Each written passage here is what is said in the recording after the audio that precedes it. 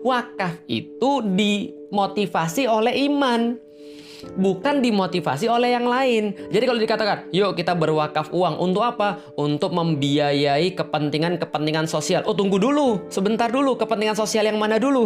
Karena balik lagi, kita wakaf itu, kita sedekah itu, kita zakat itu karena trust dengan Allah.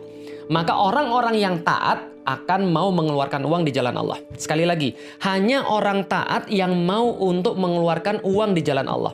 Atau hanya orang taat yang mau untuk habis-habisan berkorban dengan harta atau jiwanya. Pertanyaan sekarang adalah,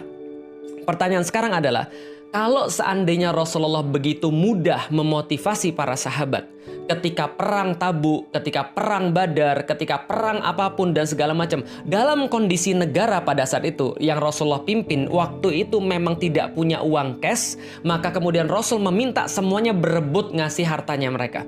Kenapa? Karena Rasulullah memastikan bahwa negara itu, bahwa kehidupan itu, bahwa masyarakat itu, bahwa yang mereka perjuangkan itu semua untuk meraih ridho Allah Subhanahu wa Ta'ala. Lah sekarang mohon maaf, kalau seandainya sekarang kita lihat yang menghina Islam didiemin, yang menistakan Islam kemudian nggak pernah ditangkep, orang-orang Islam malah dibully terus, tiba-tiba ada tokoh-tokoh Muslim yang tiba-tiba ditangkap tanpa kejelasan apa masalahnya gitu ya. Lalu kemudian ada banyak kezoliman-kezoliman yang nggak bisa disebutkan satu persatu. Semua itu terjadi tiba-tiba ngomong tentang wakaf uang. Tiba-tiba ngomong tentang syariat Islam. Tiba-tiba ngomong bahwa sedekah itu merupakan syariat Islam. Ada yang miss di sini. Kamu nggak menanamkan akidahnya, kamu nggak menjelaskan, kamu nggak buat orang trust dengan bahwa ini adalah bagian daripada kerjaan yang Islami, tapi tiba-tiba kamu pakai dalil yang Islami. Itu sama aja kayak gini. Ada seorang bapak, dia nggak ngasih, ada seorang suami, dia nggak ngasih nafkah pada istrinya, pulang marah-marah, mabuk-mabukan, lalu kemudian dia cari hartanya haram semuanya, lalu kemudian dia maki-maki istrinya, lalu kemudian dia protes dengan istrinya, tiba-tiba dia bilang, saya itu mau poligami, nikah lagi karena itu syariat Islam. Ini ada yang nggak nyambung di situ, paham teman-teman sekalian? Belum lagi orang-orang ngelihat, bukan hanya orang Islam, publik melihat, loh bagaimana negara ini memanfaatkan hartanya. Bagaimana selama ini harta itu dikelola.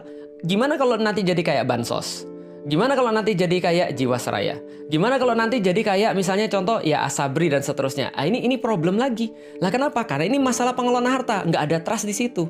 Lah kalau nggak ada trust di situ ya gimana caranya kita mau minta kepada orang wakaf uang tadi? Kecuali kalau tadi, oh negaranya itu sesuai dengan syariat Islam, gitu kan ya.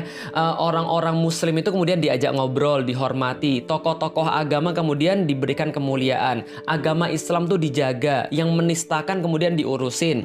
Lalu kemudian ya pokoknya menghormati agama dan orang-orang sampai umat Muslim tuh melihat, oh bener nih, saya punya pemimpin yang keren banget, membebaskan Hagia Sophia misalnya kayak gitu kira-kira ya. Saya yakin kalau kayak gitu, itu nggak usah disuruh kita udah berebut. Kenapa? Karena kita pasti juga mempertimbangkan semuanya. Atau gampangnya gini deh, gimana kalau Habib Rizik yang minta wakaf itu ya kira-kira?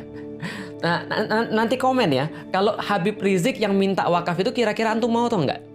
Kira-kira kalau misalnya sekelas misalnya contoh, ulama-ulama yang diakui di Indonesia, yang ulama-ulama yang jelas pembelanya terhadap Islam, yang minta uang wakaf itu, insya Allah saya yakin berbondong-bondong orang yang mau ngasih wakaf itu. Kenapa? Karena dia yakin bahwa gua ngasih ini adalah bagian daripada ibadah. Ketika gua ngasih ini adalah bagian daripada pemulihan terhadap agama. Karena itulah teman-teman sekalian yang perlu kita lihat, jangan cuma kemudian wakafnya doang yang mau, uangnya doang yang mau, tapi kaum muslimin dibully, dipojokkan, radikal. Kalau bahas tentang radikal, ya itu pasti bahasnya tentang Islam. Nggak ada cerita-cerita kemudian bahasa radikal, bahasa yang bukan Islam gitu loh maksudnya. Dikatain radikal lah, anti Pancasila lah. Tapi tiba-tiba kemudian ketika melihat potensi dana, tiba-tiba langsung, oh ini kayaknya perlu diwakafin nih. Sampai kemarin ada meme yang agak lucu. Kalau seandainya ini mau minta wakaf uang, kalau kemarin kan katanya FPI sama HTI kan dibubarin tuh. Nah kalau itu kan nggak boleh lagi untuk ikut pemilu tuh. Kalau ikut wakaf uang boleh nggak? Jadi misalnya ada yang bikin meme kayak gitu. Ini kan karena apa? Distrust. Orang nggak percaya lagi dengan keadaan yang sekarang.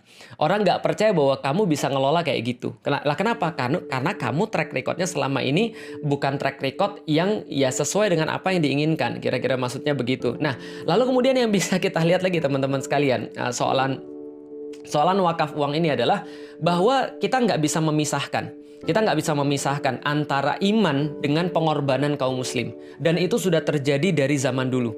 Orang-orang Aceh dulu mengumpulkan emas mereka untuk memberi pesawat selawah ketika mereka yakin bahwa tegaknya Indonesia ini akan menegakkan agama.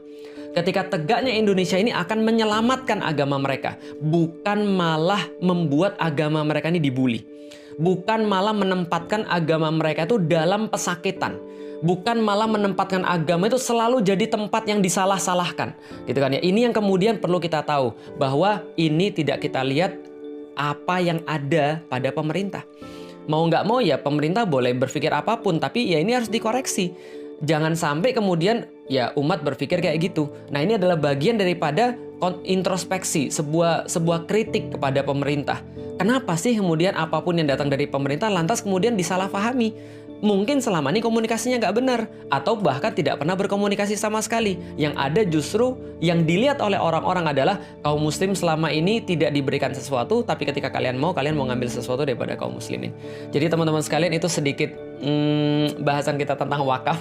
Artinya kalau Anda mau untuk dibantu dalam tanda kutip ya oleh kaum muslim. Yang nggak mau juga nggak apa-apa. Ya berarti Anda harus ngajarin keimanan dulu. Anda harus terlihat bahwa Anda itu memang berbuat sesuatu untuk Islam. Dan satu lagi yang mau saya sampaikan, Indonesia itu ya, data statistik mengatakan atau survei saya lupa atau riset saya lupa, nanti kita tampilin nanti di caption, 100 orang paling kaya di Indonesia itu menguasai hampir sekitar setengah atau bahkan 80% kekayaan Indonesia. Lalu kemana selama ini taipan-taipan yang kaya itu? 1-10 orang terkaya di Indonesia. Kenapa mereka nggak mau bantu Indonesia? Kenapa mereka nggak mau kemudian mengeluarkan uang mereka untuk bantu pemerintah? Padahal duit orang-orang muslim, kalaupun dikumpulin semuanya, itu nggak akan sebanyak duit mereka. Orang-orang terkaya di Indonesia itu loh, yang punya duit ratusan triliun, bahkan lebih daripada itu misalnya. Kenapa mereka nggak mau ngeluarin? Kenapa? Karena sekarang orang tahu kan, kalau seandainya orang tuh nggak punya iman, alasan apa mereka ngeluarin duit? Kalau orang tuh nggak punya harapan bahwa ada hitungan setelah akhirat, ngapain mereka mau berkorban dengan duit mereka?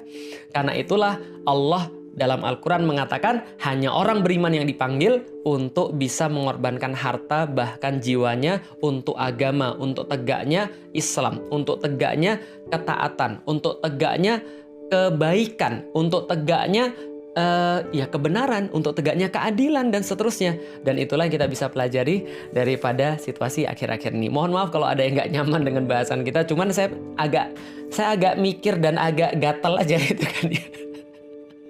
Saya cuma mikir, kamu nggak ngajari anakmu untuk beriman, tiba-tiba ketika dia nggak berbakti kepadamu, kamu marah. Kamu nggak ngajarin anakmu untuk taat, tapi kamu marah ketika dia, tapi kamu minta dia untuk sholat. Sama aja kayak ada orang tua yang selama ini nyontoin di depan anaknya dangdutan, nyontoin di depan anaknya untuk ngerokok, nyontoin di depan anaknya untuk berbuat maksiat, tapi dia marah ketika anaknya bermaksiat. Ya sama kayak tadi, maksudnya adalah kamu nyontoin dulu dong. Kalau kamu minta rakyat untuk taat, minta rakyat untuk keluarkan infak atau bahkan wakaf uang, ya contohin dulu. Gitu maksudnya, contohin dulu bahwa memang ini adalah kamu taat dong, keluarin wakafmu. Ya kamu dulu dong taat, hormati dulu dong agamamu, korbankan dirimu dulu dong untuk agamamu, buat sesuatu dong untuk agamamu, baru orang-orang pasti akan ngikutin walau kamu nggak ngomong. Dan itu sudah terbukti pada Rasulullah Shallallahu Alaihi Wasallam. Rasul nggak usah ngomong, para sahabat sudah infak. Apalagi kalau Rasul ngomong, mak, selesai gitu kan ya. Utsman bin Affan sepertiga langsung ditanggung dan seterusnya. Masya Allah, barakallahu fikum, mudah-mudahan bermanfaat. Nanti kalau misalnya ada perlu penjelasan-penjelasan, cari pada ulama-ulama yang lebih paham. Yang jelas saya nggak mau mendalam soalan wakaf, saya cuma mau membahas implikasinya aja. Mudah-mudahan bermanfaat. Assalamualaikum.